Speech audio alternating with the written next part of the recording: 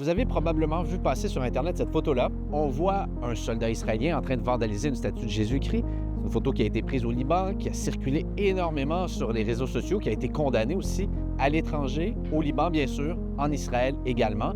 Le soldat qui a posé ce geste-là et celui qui a pris la photo ont fait face à des conséquences, 30 jours de détention et ne pourront plus servir dans l'armée israélienne. Taking images is a problem, but first the problem is actually doing that. And that is behavior that is unacceptable by IDF standards.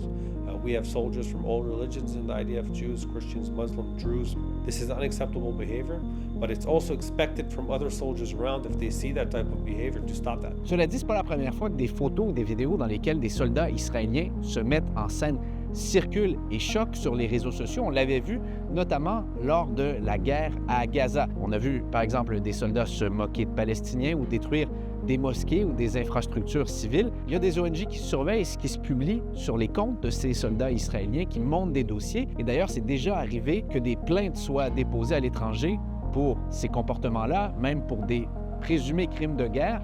Il y a un soldat qui a été brièvement détenu lorsqu'il a mis les pieds au Canada parce qu'une plainte avait été déposée contre lui. Il a été relâché. Il y en a un autre qui a quitté même le Brésil où il était en vacances de peur d'être arrêté. Il y a peu de temps, le chef de l'armée israélienne a averti ses soldats qu'on ne tolérerait plus ce genre de comportement. Il leur a demandé de surveiller leurs réseaux sociaux. D'ailleurs, depuis janvier, l'armée israélienne a recours à l'intelligence artificielle pour surveiller les comptes de ses soldats. Visiblement, ce n'est pas assez parce qu'il y a encore des incidents qui se produisent. On en a parlé avec une chercheuse qui se penche sur ces questions-là. They are not ashamed of their deeds. I don't think they understand what they are doing. If I'm thinking about this from an Israeli citizen perspective, it is awful.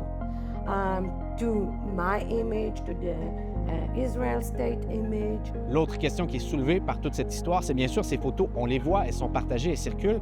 Qu'est-ce qu'il y en est de ce qu'on ne voit pas? Parce qu'il y a très peu de sources indépendantes, par exemple dans le sud du Liban ou encore dans la bande de Gaza qui est tout juste derrière nous. On est à quelques kilomètres à peine de Gaza, mais depuis 2023, les médias internationaux comme nous n'y ont toujours pas accès.